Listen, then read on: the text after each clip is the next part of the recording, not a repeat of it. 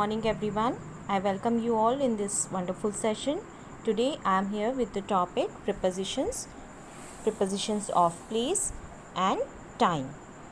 Prepositions of time I have already shared with you, but once again we will have a short recap. Preposition of time, we have seen prepositions like at, on, in, within, about, before, until, by and from. At we can use before the names of festivals, meal times, indefinite periods or point of time. On we can use before the name of days, date or morning or afternoon. In we can use before the names of seasons, years, months or part of the day. Within we can use for the duration, and at we can use for the exact time, 5 o'clock or 6 o'clock. And before and after also we can use before the exact timing word. We can also use since and for. Let's begin with prepositions of place.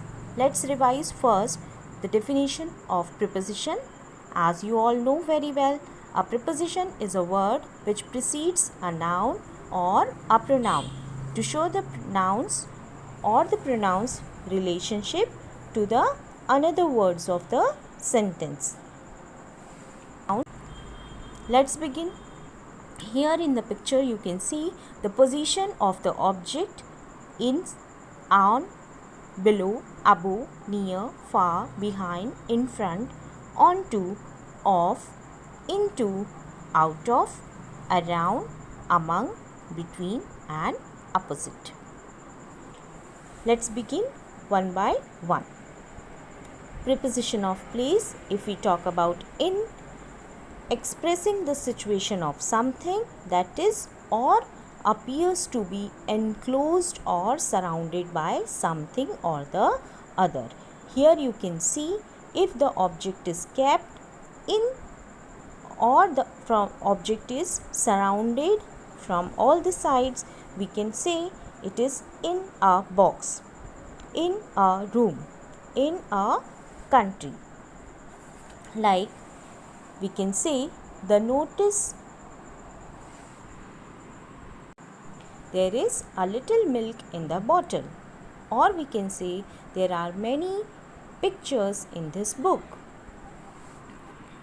If we talk about on, means that something is in a position that is physically in contact or touch, or we can say covering or attached to something.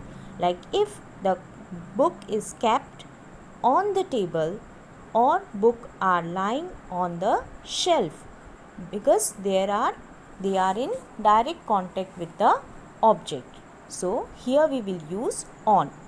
The notice is pasted on the wall. The books are lying on the shelf.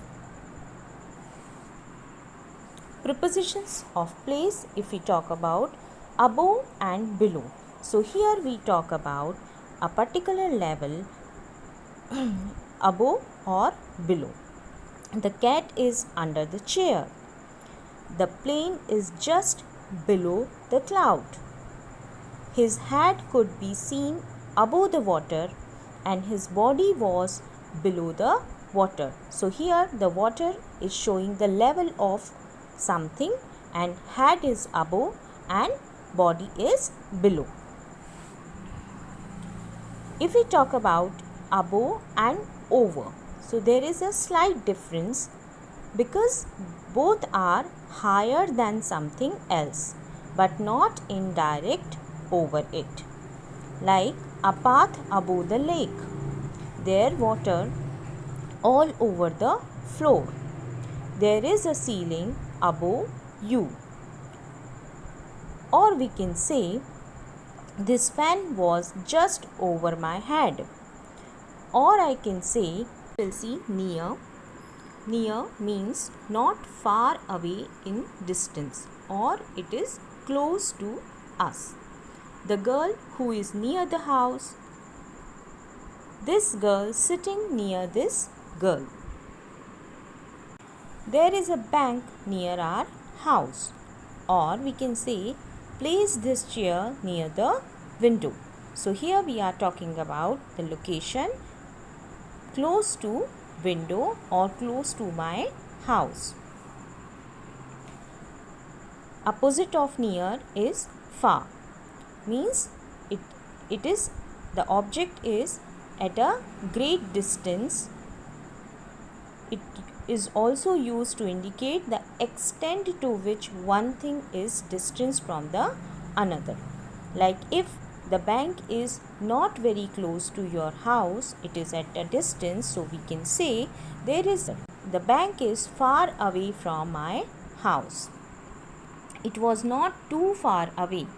All that happened far in the past, and eyes far too close together.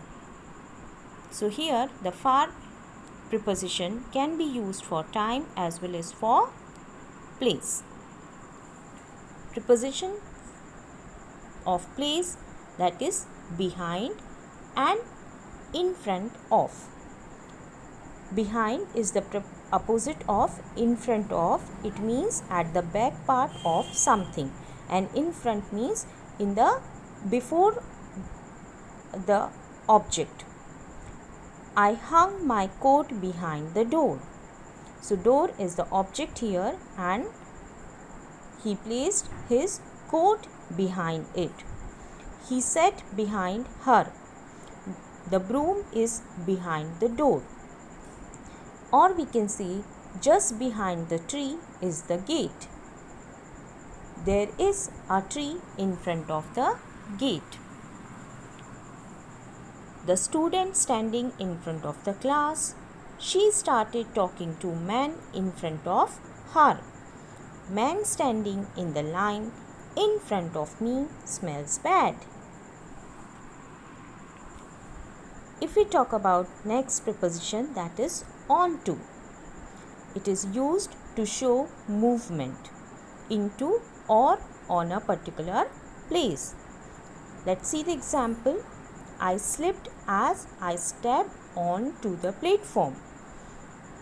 Means here the person is in movement. They went up onto the bridge. Off, O-F-F, means moving away, and it is often used for noun form. He rolled off the bed. He is off gambling. He was off my golf game. The book fell off the table. Or we can say, be careful, don't fall off the bicycle. Next, if we say into, again preposition usually used for the movement towards the inside or middle of something and about to be contained, surrounded or enclosed by it. Means if the object you are going to keep in something like a box or the container or a room. Shall we go into the garden? He crashed into a parked car. He is into surfing. Garden. He jumped into the river to save the drowning man. I went straight into my father's office. The opposite of into is out of, which means move from a closed space and without. We can say he walked out of the room. We are out of money. He is out of work. The printer has run out of paper.